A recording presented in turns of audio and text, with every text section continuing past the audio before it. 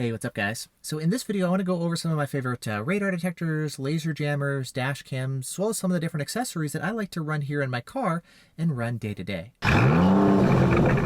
Now, the majority of the time when I'm out driving, I'm typically doing something specifically for an upcoming video or upcoming test. It's for that reason that I have a GoPro here mounted on a blend mount, aimed directly at whatever radar detector I like to run here on my windshield. This makes it really easy to show off the different features and functionality of each detector. Additionally, I've also got another GoPro mount right here on my headrest, which is great for maybe showing the entire cabin, or a radar detector that's mounted up high by my rear view mirror. So a lot of the stuff that I'm doing here in my car is designed specifically for YouTube videos, and I'm honestly spending most of the time actually running detectors that I don't necessarily want to run, but I'm running them because I need them for a future video. And so I've recently even been taking a little bit of a break here from making YouTube videos, kind of been needing one, and it's been refreshing to take a little bit of a step back and just run the stuff that I enjoy, the things that I really like that kind of meet my needs. And what I've been finding after testing a lot of different equipment is that what I'm looking for at this point is, yeah, I like good performance, I like good features, I like a really feature-packed radar detector and dash cam and all that kind of stuff, but I also just really want something that's plug and play. I really want to be able to get in the car and just go. That way, if I'm taking my daughter to daycare, if we're going to the park, I don't have to mess with my countermeasures or different apps, or I just want to get in the car and go and live my life. And that's kind of what I've been gravitating for these days. And with that said, let's kind of take a look at the different equipment that I've been finding that meets these specific needs. So starting off with radar detectors, I find myself most of the time running the Escort Redline 360C. It's got good performance, pretty good false alert filtering, arrows, auto lockouts, all that kind of stuff, and it just makes a great plug and play detector. Additionally, if there's any updates that come out, the detector will notify me, and then I can just press a button and the detector will take care of all of the updates for me, and I really like that. Now, I've got a number of custom installed detectors here as well, like the Redenso RCM or the Escort Max CI 360. Between those two, I tend to gravitate towards the Max CI 360 for the same reasons. Things like the auto lockouts or the accurate frequency display, which I really like. Though I don't like the fact that if I want the speed limit on display and all that kind of stuff with Escort Live, I have to kind of putz around with my phone because Escort Live does not reliably launch every time I get in the car. And so for that reason, I wind up gravitating towards something with Wi-Fi built in just so I don't have to keep messing around with the phone. And so that's one of the main reasons I wind up gravitating to some of the windshield mount detectors instead of something like the Max CI 360. Then as far as laser jammers, that's pretty cut and dry. I run the ALP pretty much all the time. That's my go-to laser jammer. It's the best performing laser jammer. It's the one that I trust and rely on. It's great. So I've got a bunch in here. I always rely on the ALP. Great. Then as far as dash cams, I run a 4-channel Blackview setup.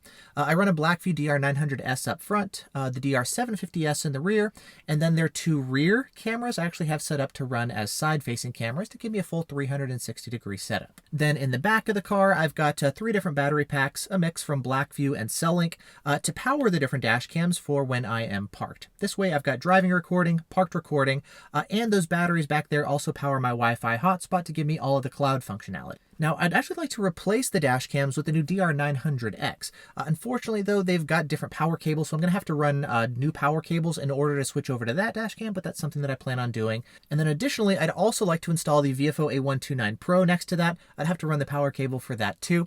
And that one is specifically to give me really good video quality up front. The video quality is better than the Blackviews. And so in case anything happens interesting on the road, I can pull the memory card out of the VFO and pop it in the computer and post it here on YouTube. And then in case maybe I forget to bring the memory card back into the car, I've still got the Blackviews running as a backup, and those are going to be running full time for driving and parking mode recording. And then when it comes to cell phone mounts, I currently run the iAudi wireless charging phone mount.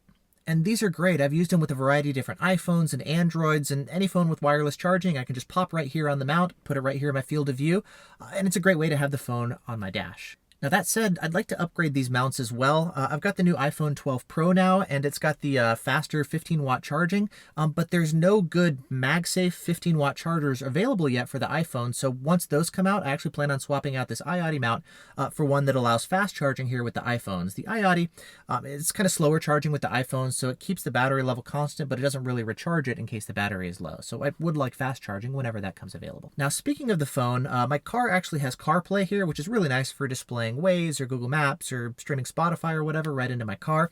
I used to use the wired CarPlay, which is all that my car supports, but I recently actually picked up this dongle here to do wireless CarPlay, which is okay, it's nice. I can now just toss my phone here on the dash, not have to plug it in, and I've got all the CarPlay stuff as soon as I get into the car, which is great. Now that said, using add-ons for wireless CarPlay can be a little bit quirky because it connects over Wi-Fi. Sometimes I run into conflicts if I want to use Wi-Fi for something else, like connecting to my Dashcam or whatever else, and a few other quirks here and there. But overall, it's really nice actually having CarPlay available wirelessly as soon as I get in my car, which really kind of helps get to the end result of just being able to get in the car and having everything work. Even if my phone is in my pocket or whatever, everything works, which is really nice. Now, the setup that I'm running here, it's ever evolving. I'm constantly rotating different equipment as I find something that works better. And I've even mentioned a couple times of new equipment that I'd like to go ahead and install in my car. So this stuff is always changing, but if you'd like links to anything that I talked about here, if you'd like something similar, I'll actually link to everything down in the video description if you'd like to get something for your car as well. So anyway, yeah, that's just a quick run through of the different equipment that I run here in my car. Thanks so much for watching. Hope you guys are all doing great, and I'll see you in the next video.